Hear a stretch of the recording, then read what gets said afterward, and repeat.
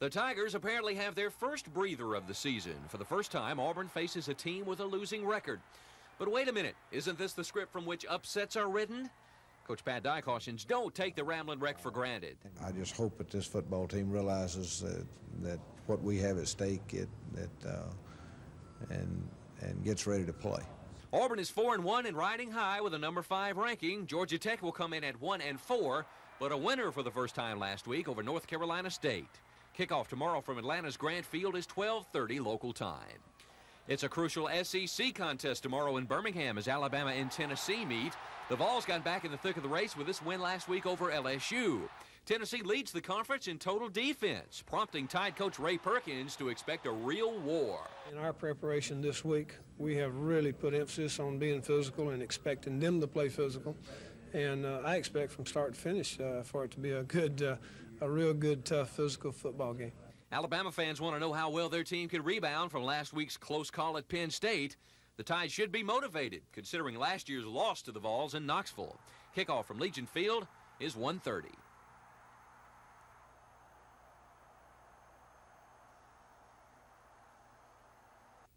What in the world do you do to stop these guys? 6-0, number 2 in the state. They just look awesome. Well, you know, we had been narrowing it down, and then we got that film last week, and Crittenden rushed for 280 yards, so we had to go back to the drawing boards. Jeff Davis executes real well. They do a lot of things well. It makes it difficult. They run inside well. They read their daylight well on the inside plays, and they'll run anywhere from end to end. They execute outside well on the outside veer and on the lead option, and they throw the ball well. So there's not really any one thing you can concentrate on them and shut them down, which I think is why they have such a prolific offense.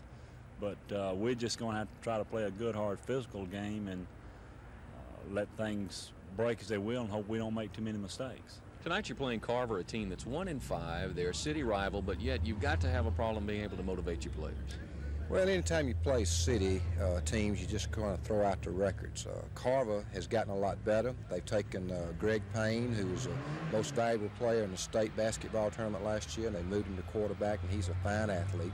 They've got about 4 or 5 boys that are capable of playing in college, and I'm afraid that they're a sleeping giant. They're just liable to explode at any time. I just hope it won't be tonight.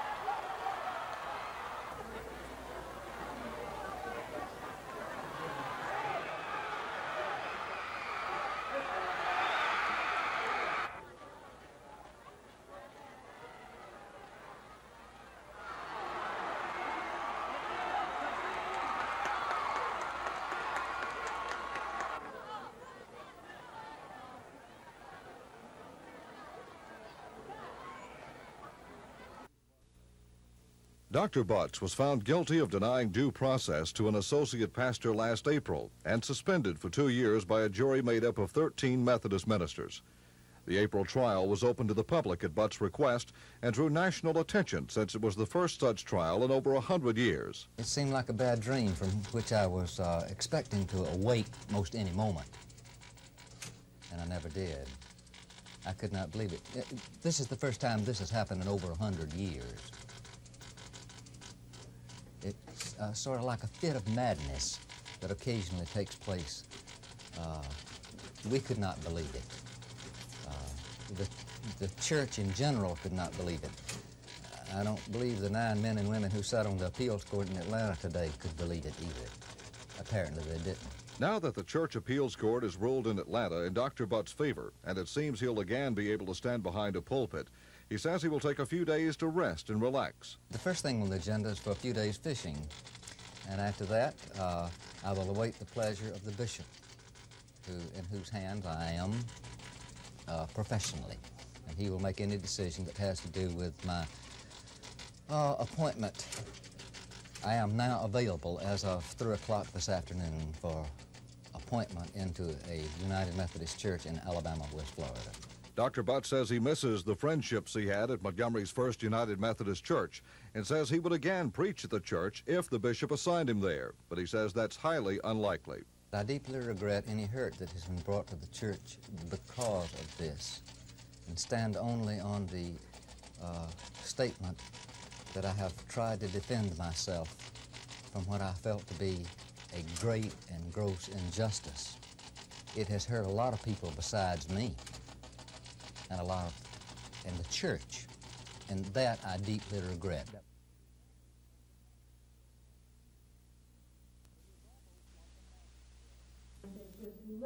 It was almost like a magic show. Colossum, actually a bundle of nerve tissue. Hey, stop. Turn it upside down and read it. I'll read as fast as you can. Ready, go.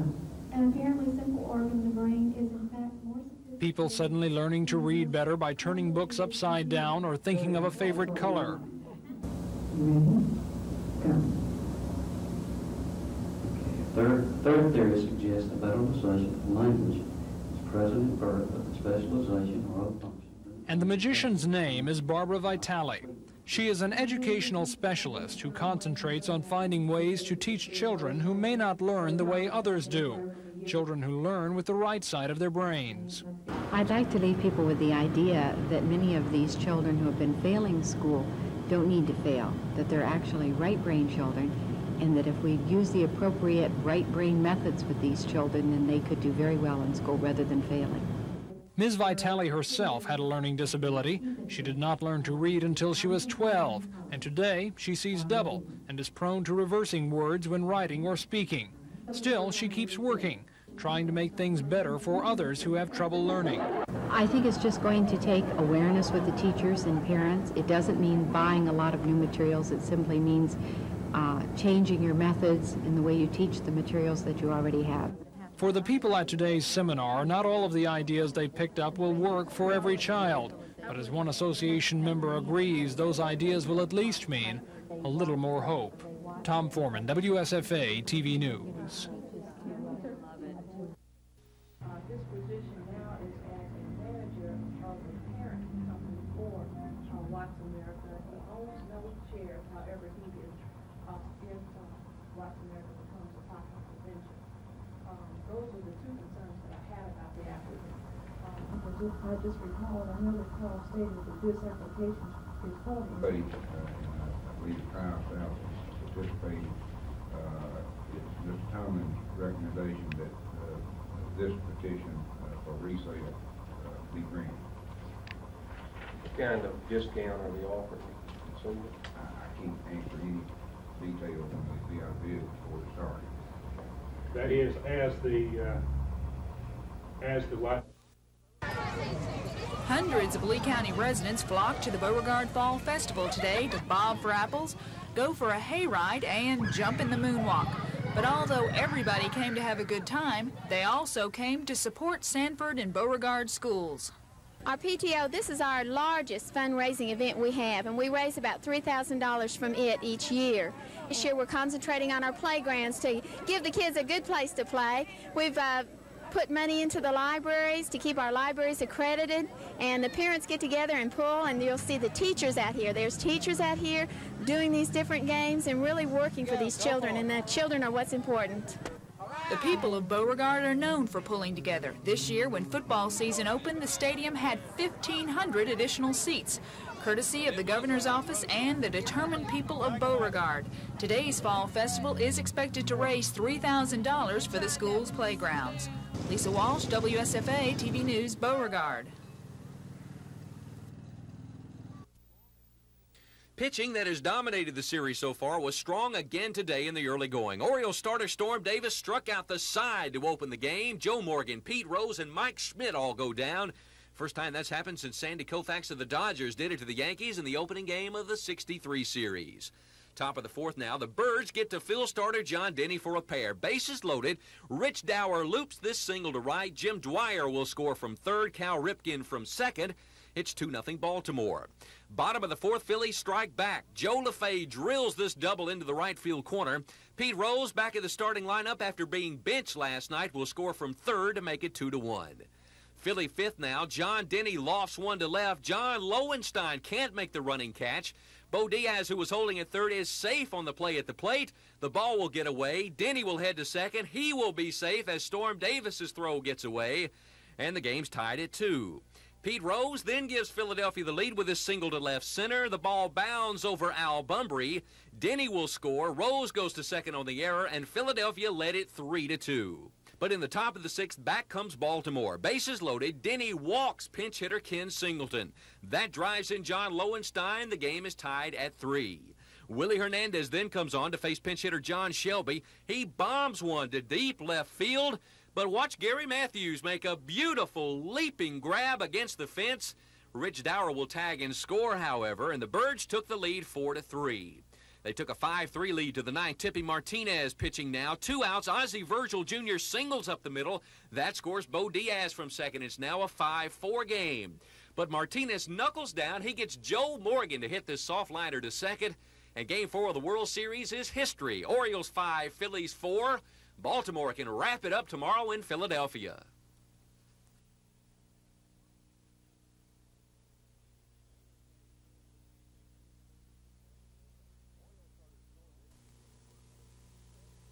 Orioles starter Storm Davis became the first pitcher since Sandy Koufax of the Dodgers to strike out the first 3 batters at the start of a World Series game.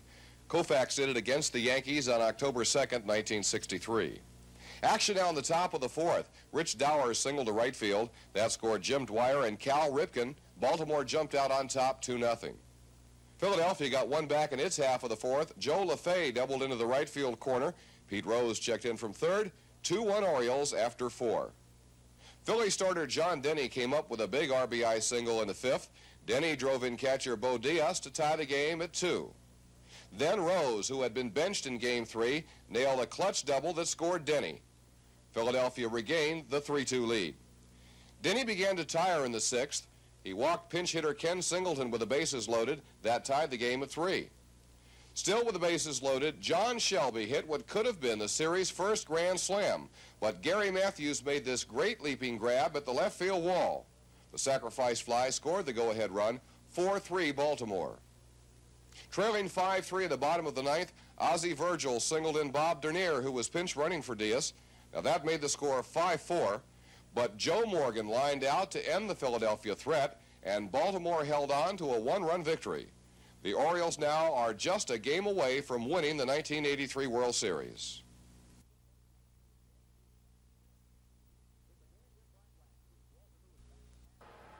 It began just like last week. Walter Lewis back to pass at the 31. He has all day.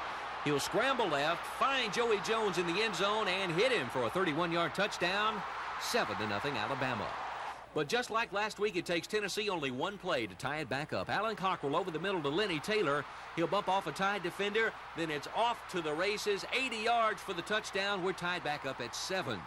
Freshman Kerry Good getting his first start for Alabama sets up the Tide's next score. Off the pitch, watch him go.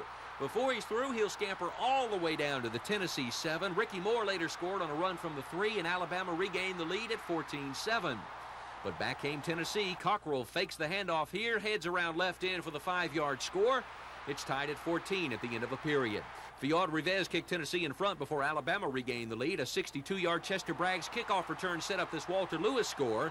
21-17 Bama. A Van Tiffen field goal put the Tide in front 24-17 at half. Alabama increased that lead to 27-17 in the third, but Cockrell flares this screen to Clyde Duncan, and he'll do the rest. It's another big play, spelling doom for Alabama. Duncan goes 81 yards to make it 27-24. Ricky Moore scored Bama's last points of the day on this sweep from the 6. A great run, breaking tackles all the way. 6:36 left in the third, 34-24 Alabama. But Tennessee wasn't out of big plays. Cockrell rolling left fires way downfield to Randall Morris. He'll make a leaping grab for a 43-yard touchdown. 34-31 Bama after 3 quarters. Rivez tied it up with a 37-yard field goal at the 8:45 mark in the fourth. Then the Vols seal the win when Johnny Jones takes the pitch out here and streaks 66 yards untouched through the Tide defense. 41-34, Tennessee upsets Alabama.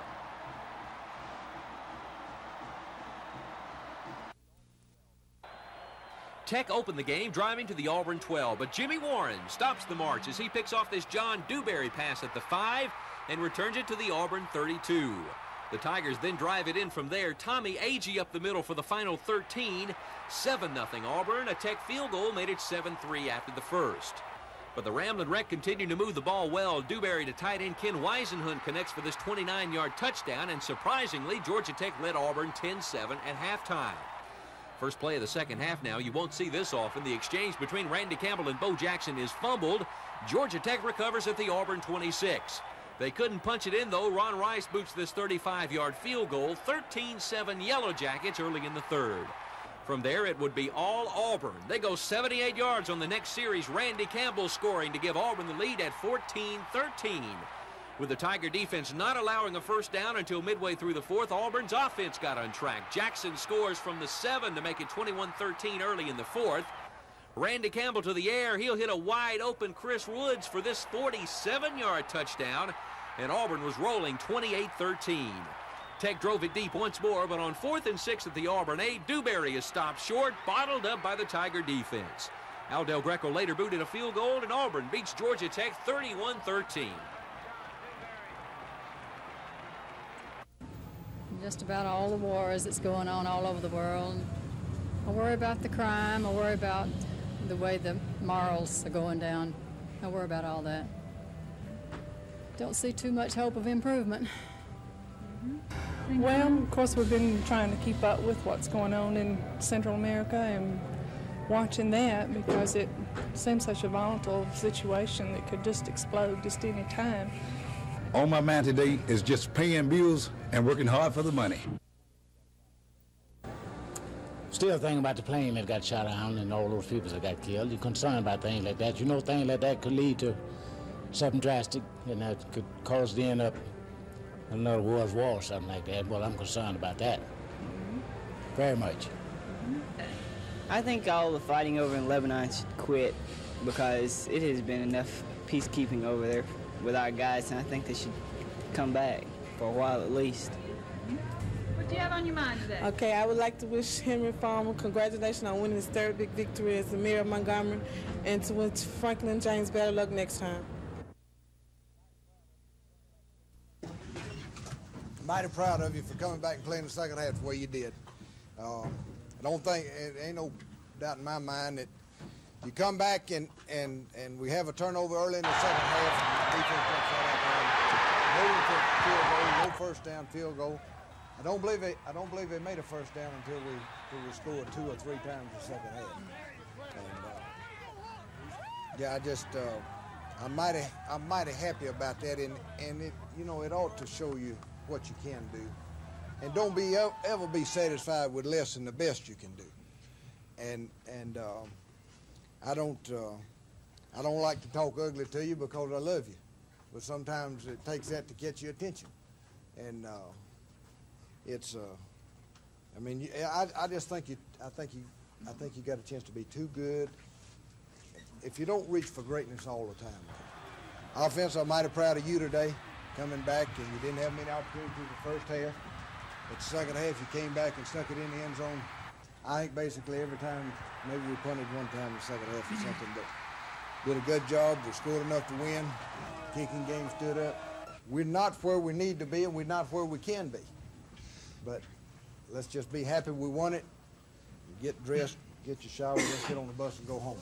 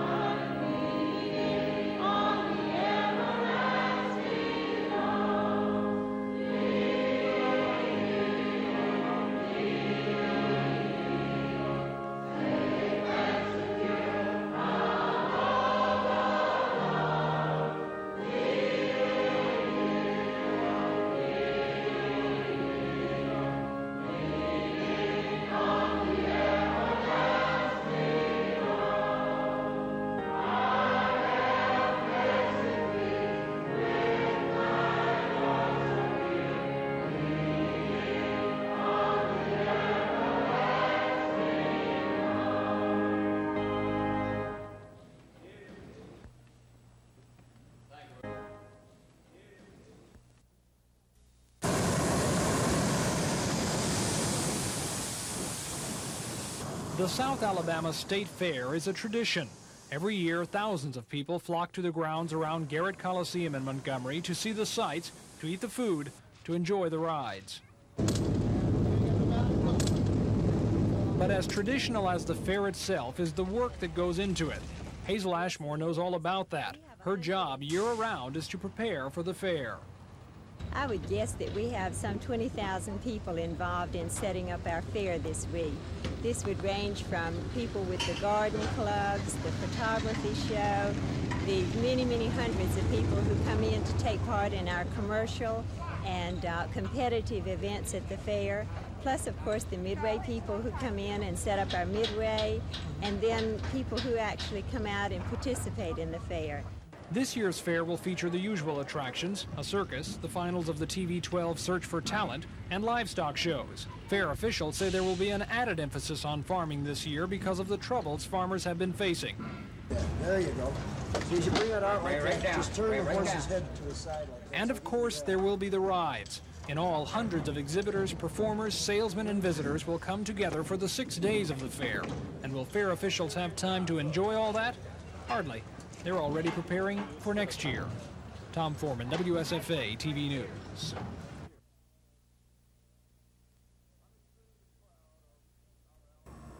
I'm extremely proud of our Alabama National Guard. And I can tell you, General, that I never let the opportunity pass but that I let people in the United States Congress know that the state of Alabama has the largest National Guard per capita of any state in the entire Union. 23,000 people serve in Alabama's National Guard. Today, members of the 214th MP Unit came to demonstrate their readiness if called to battle.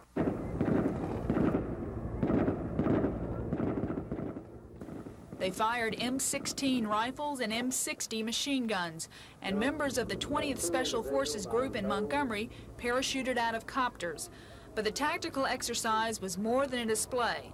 The 214th Unit is a rapid deployment force, and Congressman Nichols says if the U.S. enters into another war, we will go in to win, and the 214th could play a crucial role.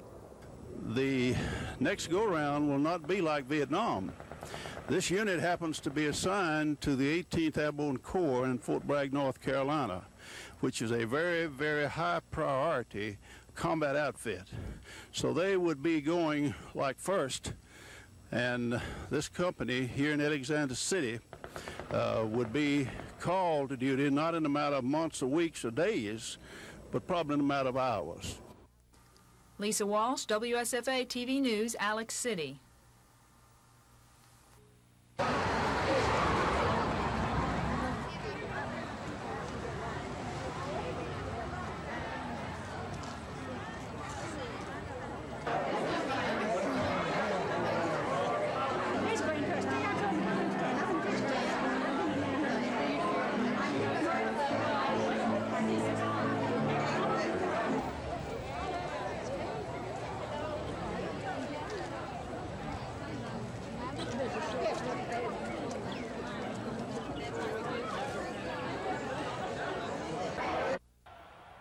In Atlanta, Auburn stopped an early tech drive, then took it in for a 7-0 lead. Tommy Agee with a 13-yard scoring scamper. But the Yellow Jackets kicked a field goal, then took the lead on this John Dewberry to Ken Weisenhunt pass. And Georgia Tech led the stunned Tigers 10-7 at half. It was 13-7 early in the third. When Auburn finally got on track, Randy Campbell put the War Eagles in front to stay on this 2-yard run. With the Tiger defense shutting down the Tech offense, Auburn began to pull away. Bo Jackson scores here from the 7 early in the fourth. Later, Campbell hits a wide-open Chris Woods, and the Tigers dispelled all thoughts of an upset with a 31-13 win. But Coach Pat Dye warns they must get better. If we're going to have a great football team, we've got to get our great players playing great. And right now, we haven't had that. And we've had spurts of it, but nothing consistently. In Birmingham, Alabama's defense could not contain explosive Tennessee. 4 big plays ruined the Tide's day. The first tied the game at 7 as Alan Cockrell goes over the middle to Lenny Taylor. After bouncing off a Tide defender, he's gone for an 80-yard touchdown. Bama led at 27-17 in the third when Cockrell shoots a screen to Clyde Duncan. Again, there's a breakdown in the Tide defense. He'll ramble 81 yards to cut the Alabama lead to 3. After the Tide went back up by 10, Cockrell and friends went to work again. Off the rollout, he'll connect with Randall Morris, who outleaps a Tide defender. This one goes for a 43-yard touchdown. Then late in the game with the score tied, Johnny Jones takes the pitch out at his own 34, and nobody will lay a hand on him. 66 yards for the game winner. Tennessee 41, Alabama 34, and Tide coach Ray Perkins offers no excuses. We just can't give up that many big plays. 2 weeks in a row we've done it now against Penn State and back-to-back Tennessee this past week yesterday. And you just can't play that kind of defense and hope to win against good football teams. Top of the second, that's Eddie Murray of the Baltimore Orioles to face Charlie Hudson of the Phillies with no score. Murray, who had only 2 hits, gets all of an off-speed pitch from Hudson, sends it deep over the right field wall. It was quickly 1-0 the Baltimore Orioles on top. To the top of the third, Hudson working to Rick Dempsey. Dempsey, not known as a long ball threat, over the leap of Gary Matthews, 371 feet away. It was 2-0. Rick Dempsey would be named the series' most valuable player. In the top of the fourth, Baltimore leading 2-0. Eddie Murray again, an off-speed pitch from Hudson, some 385 feet away. It was 4-0 for Eddie Murray. It was his second home run of the game. Of the first 4 hits, they were all extra bases against Hudson. For Eddie Murray, 3 runs batted in this 5th game. By contrast, Scotty McGregor was masterful. Pitched the 5-hitter. Here working to Mike Schmidt, whom he strikes out. In the series, Mike Schmidt only 1 for 20 at-bats. To the bottom of the 9th inning, Baltimore leading 5-0. Gary Maddox, a little liner to Cal Ripken at shortstop. The Baltimore Orioles win the game 5-0. They win the World Series 4-1.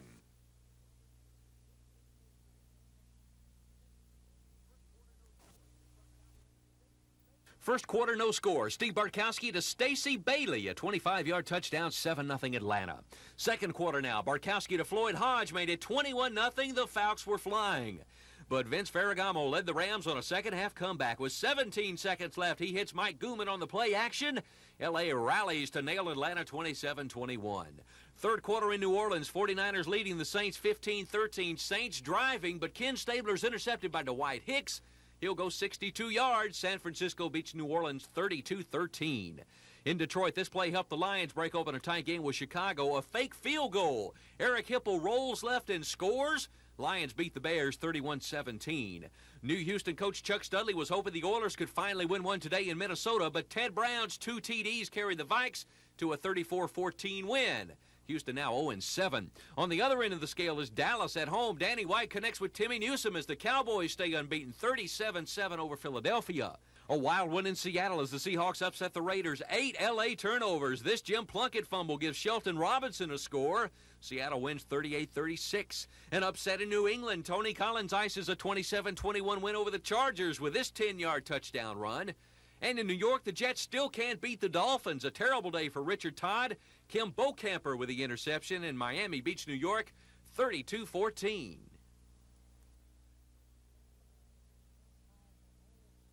It's calmed my nerves down some. I'm still quite nervous.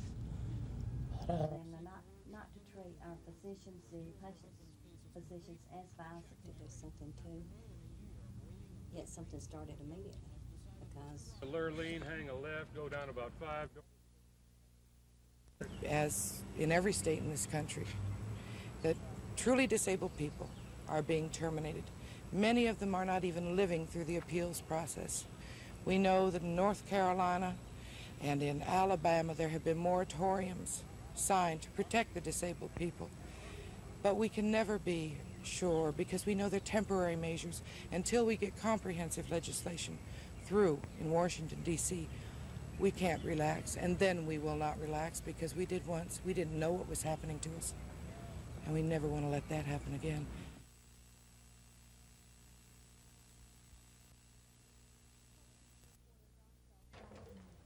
Television reporter Don Phelps answered some of the court's questions about the alleged beatings of the Todd Road suspects, the questions which he felt would not reveal the identity of his source.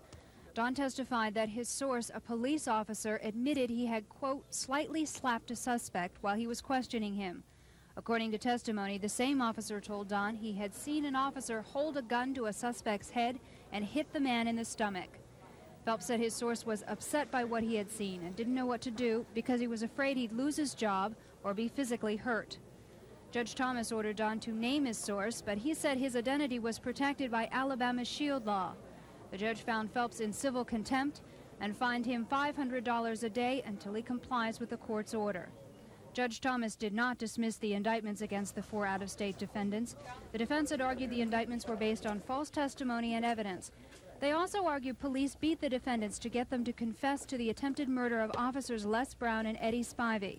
The judge decided to keep statements from 3 of the suspects out of court during their trial, which is still set for next Monday, despite protests from defense counsel. Susan Silvernail, WSFA TV News.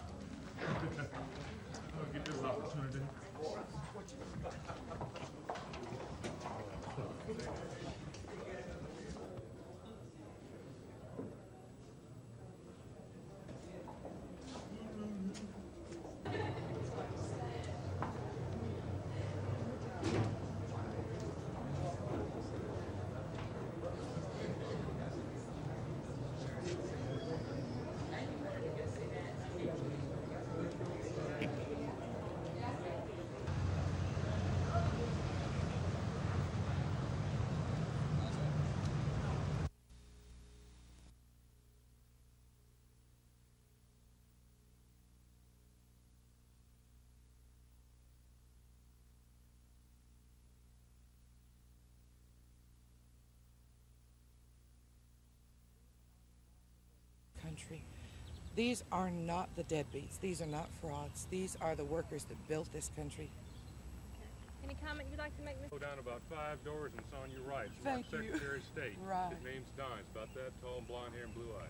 Okay. And we're hoping that people like Mrs. Robinson in Alabama and across this country will be able, as we have been able to do in North Carolina, to gather the people together, to document what's happening, to show this country, these are the workers of this country. These are not the deadbeats. These are not frauds. These are the workers that built this country.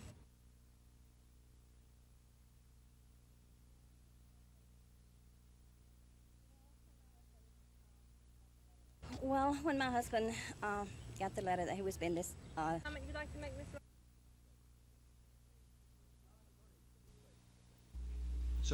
Attorneys for the state defending the proposed Constitution and attorneys for Representative Rick Manley, who are opposing the method the proposed Constitution is offered, have to take their arguments from the 1901 Constitution. The Secretary of State's attorney, Tennant Lee, and Governor Wallace's attorney, Oakley Melton, contend the legislature is allowed to do anything it wants unless the Constitution says it cannot. And they contend the Constitution doesn't prohibit the legislature from offering a proposed amendment or a replacement document. But Representative Manley's attorney, Dave Boyd, says the Constitution specifically outlines the way to replace the Constitution through a convention. He says the Constitution doesn't offer the convention method as an alternative. He says it offers it as the method. The attorneys for the state are asking the Supreme Court to rule with the legislature, and in so doing, overturn Montgomery Circuit Judge William Gordon. Judge Gordon ruled the Constitution should have been developed in the convention method. If the Supreme Court agrees with Judge Gordon, the document will be null and void. Meanwhile, nearly $100,000 a week is being spent to advertise the lengthy document, which is scheduled for a vote November 8th. Chris Grimshaw, WSFA TV News at the Alabama Supreme Court. By any other section of the 1901 Constitution. Thank you, Mr. Melton. Got all for the appellants now. Mr. Boyd. May it please the court. I'm David Boyd of Montgomery, along with my partner Tommy Thayer. I represent the that the means set forth in the Constitution are exclusive, and then they all intelligent people would realize that it could never be amended. Then where would we be? Well, so first we have to look at the 2 different methods by which amendments or changes can be made. Section 2A. Power then, where did the power come from, and how was it transferred, and what power did the legislature get?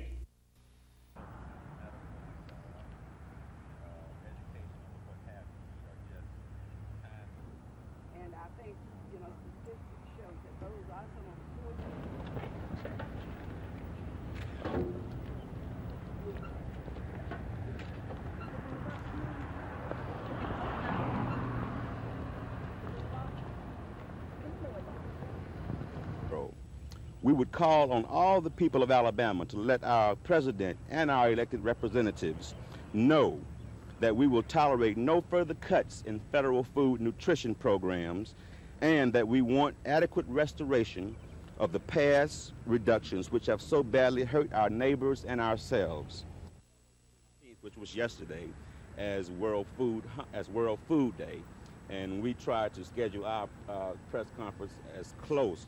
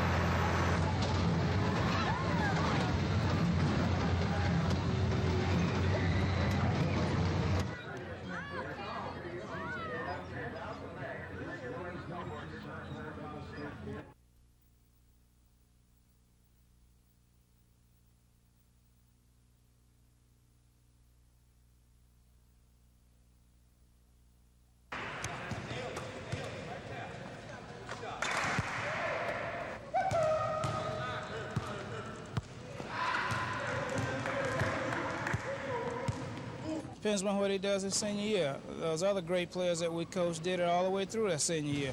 I think this will probably be Lewis' best year his senior year. He's proved that he's gotten better every year since he's been here. We've had some great players, you know, and Elmore Smith and Travis Grant and Kevin Loader, who was here, and Billy Ray Bates and these kids, and I thought Loader was probably the most complete player until Jackson came along, and Jackson, I feel like he is a cut above even Loader, you know. Now, he do everything extremely well. I think his transition from college to professional, barring terrible injury, is going to be much easier for him because he can play both positions. He has great poise, and that's the one thing, you know, he has over Kevin, that he has great poise on the court at all times, and Kevin has tendency to get a little erratic, and I think that's one big difference between the two of them. Did going to Australia and playing on the NIT team help you game, help your approach to the game? Yes, it did. It helped me game more physically because over there, you know, the refs, they let you play real physical underneath the basket, and picked up a few moves here and there and a few defensive moves here and there, so he helped me out pretty well.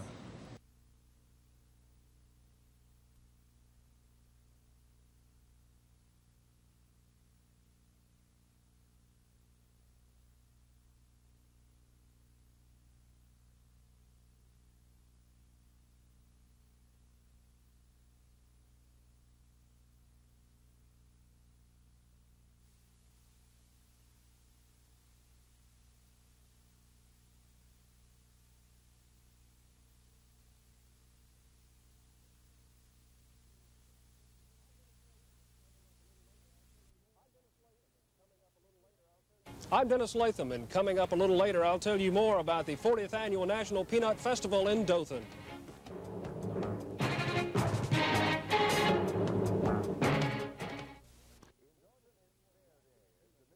In Dothan, it's Fair Day as the midway for the 40th Annual National Peanut Festival opens this evening about 7 minutes ago. Dennis Latham and photographer Bill Sham are there now live at the Houston County Farm Center. This is the first for our live coverage of utilizing our receiving antennas on the tall tower to bring back live pictures from Dothan. Dennis, what's going on with the Peanut Festival?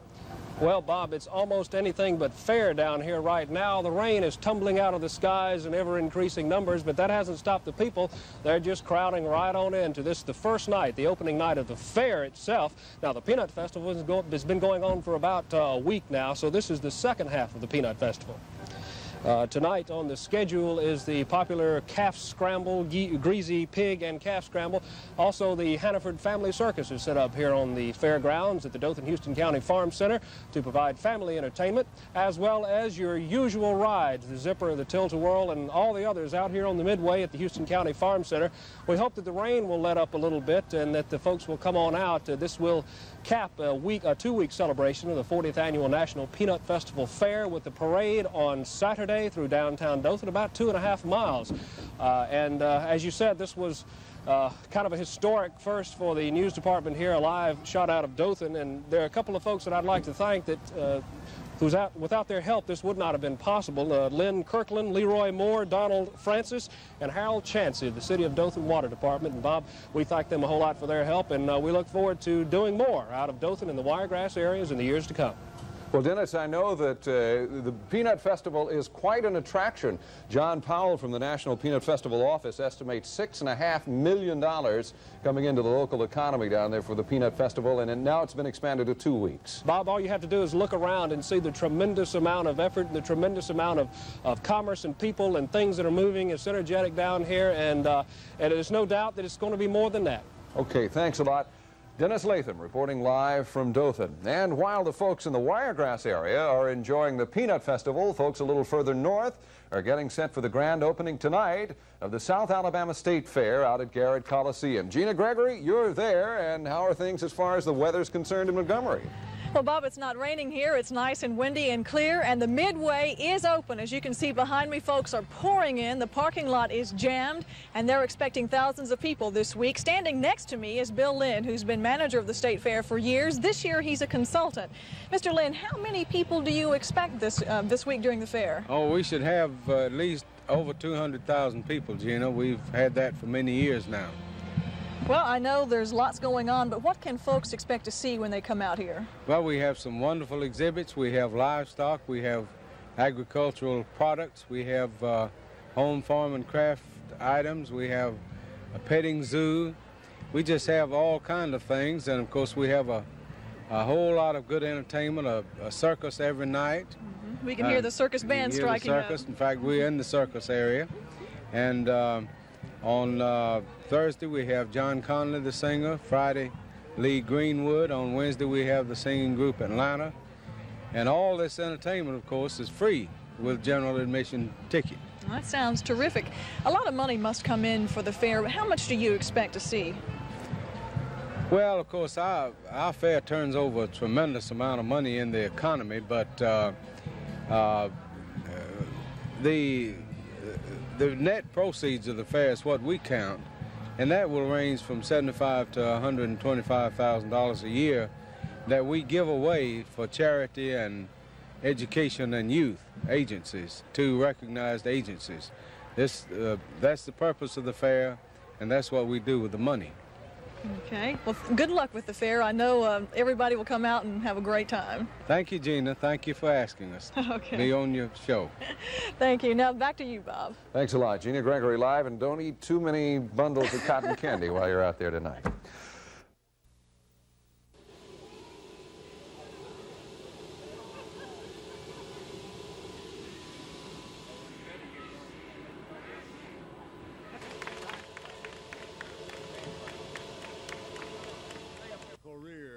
And China, because they were going to make an announcement, want to make it over there.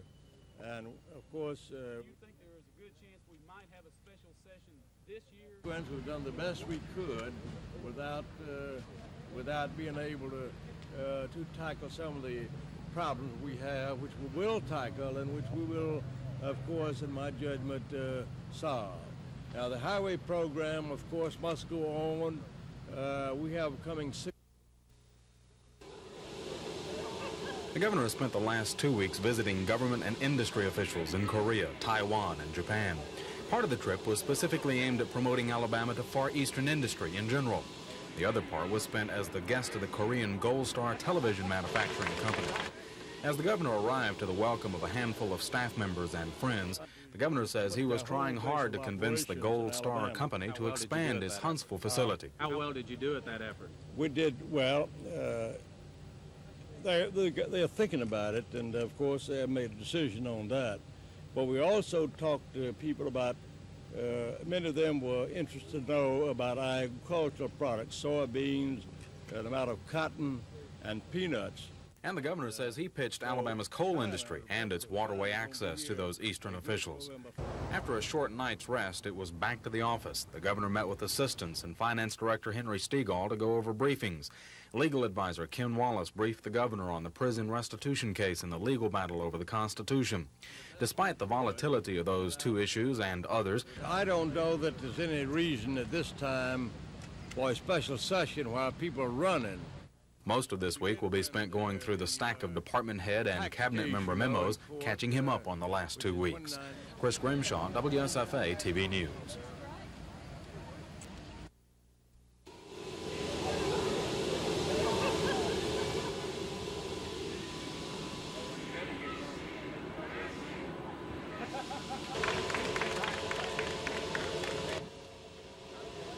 Governor, how did your trip go? The trip went fine. We saw the top people in both governments. Good chance we might have a special session this year. Is there a possibility that we I didn't get your question now.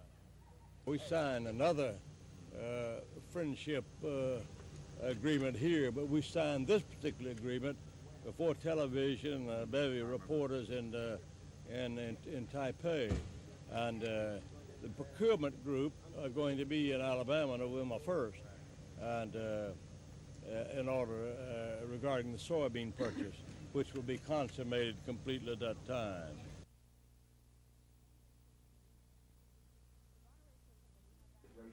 The Biracial Committee has asked city officials to set up a Police Community Relations Week.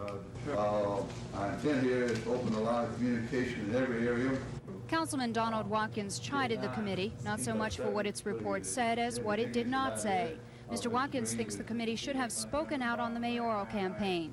I didn't hear one word uttered by your committee or any individual member of your committee condemning that kind of racial politics. There was no way for this biracial committee to get involved with the city politics.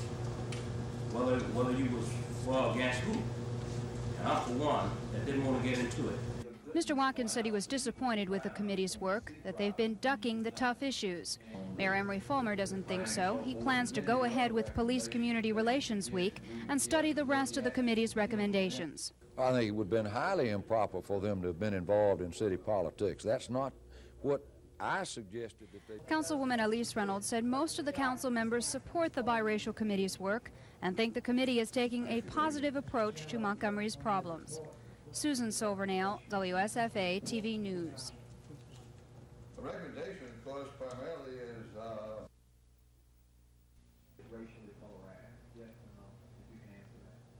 I can try to avoid the term.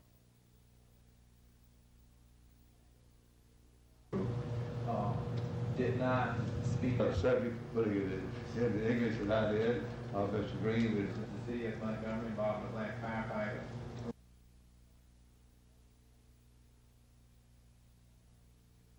The goodness allows the evil to triumph when you see problems and you do nothing.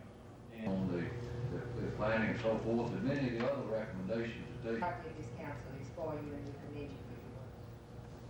Thank you, President. Mr. Chairman, on your report, what was your recommendation of the report?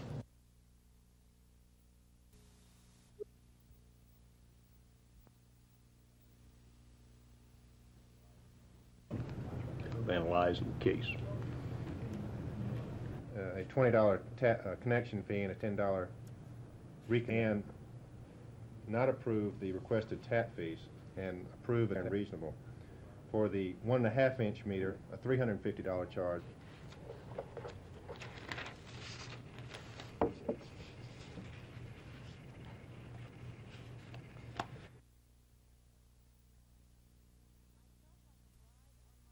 I felt like a bride on my wedding day, nervous and not knowing exactly what to expect.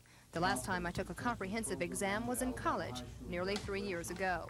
But State Department of Education officials helped to calm the butterflies, reminding us that the test measures basic competency skills in math, reading, and language. Sounds simple enough. The test was given to us in the same manner as the 11th graders who took it for the first time last week. Orientation, followed by filling out the necessary preliminary information. Then came time for the exam and an intensified heartbeat. Reading was first, a breeze, reporters concluded, since that's supposed to be our forte.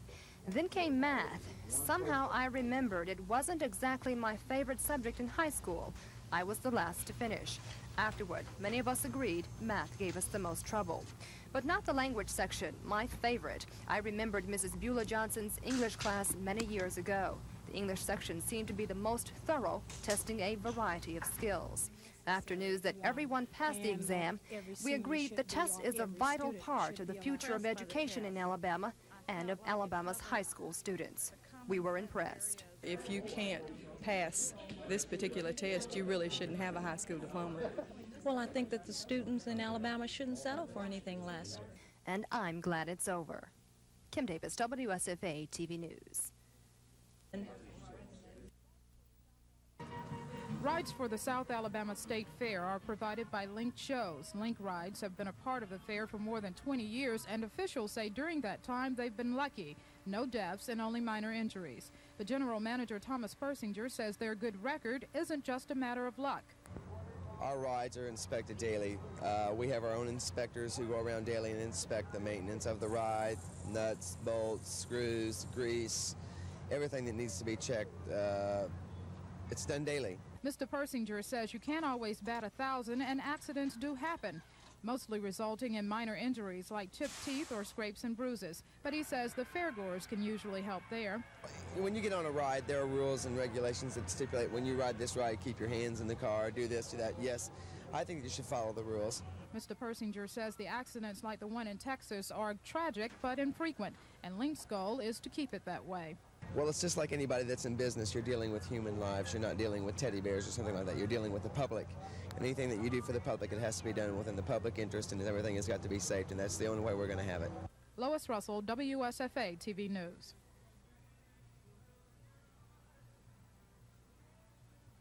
We here know our speaker today. If you have not known him personally, if you've had your radio on or if you've watched TV in it all, I'm sure the Army Stockade at Fort Polk, Louisiana.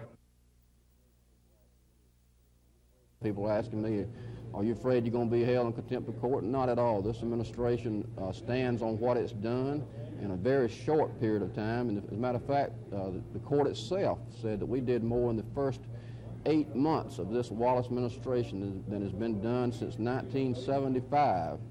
And getting back to that cartoon where it showed me in a vice, what it really ought to showed, it ought to showed Fred Smith standing there with Judge Varney in his hand on this side and the Attorney General on this side shaking him.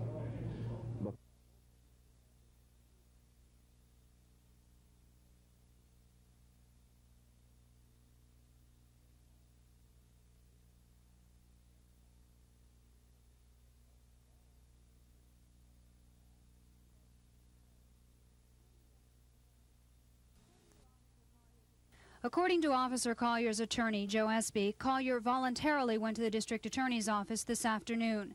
Espy says Collier is now, in his words, cooperating with an investigation into possible police misconduct in the Todd Road case. At the same time, Espy says Collier broke off a confidential relationship he had with TV 12 reporter Don Phelps.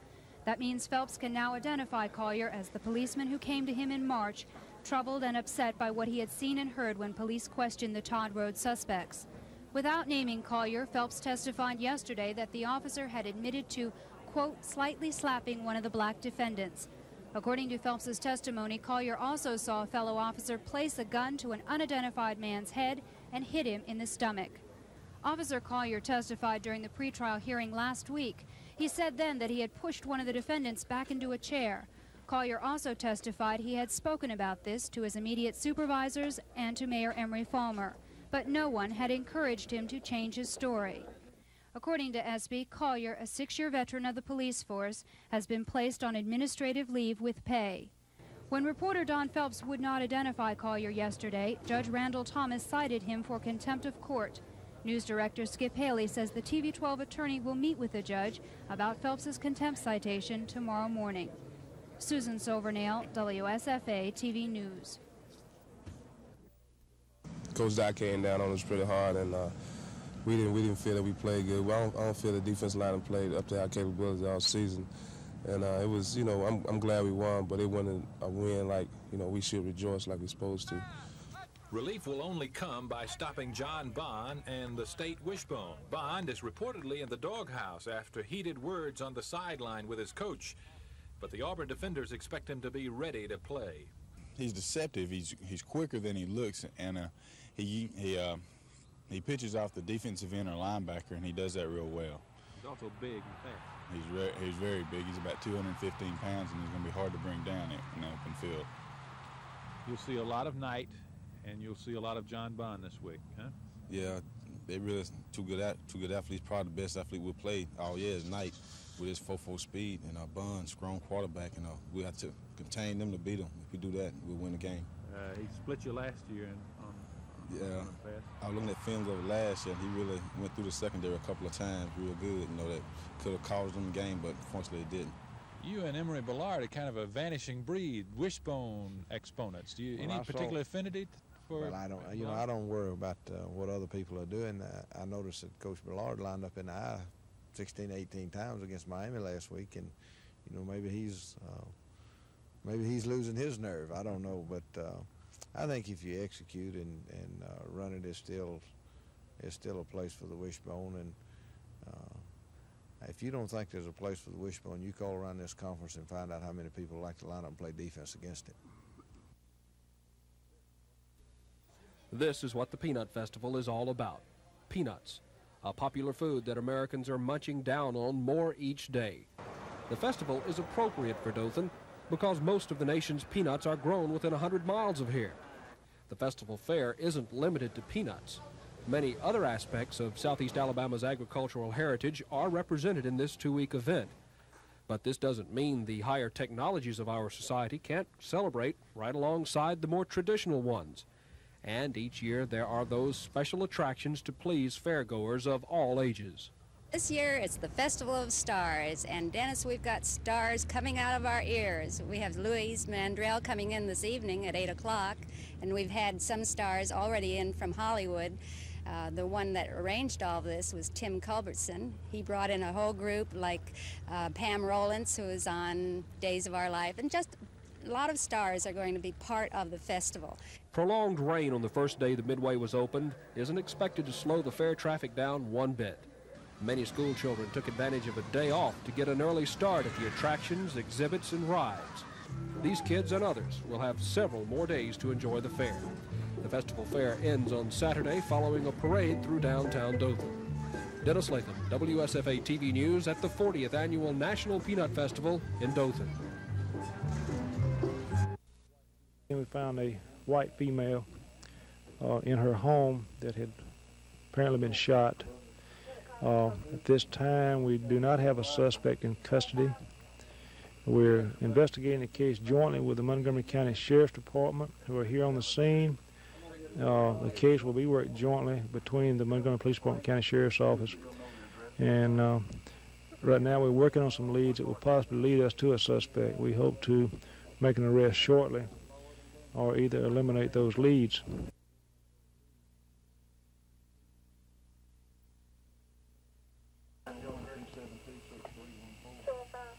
Going directly on this, isn't it?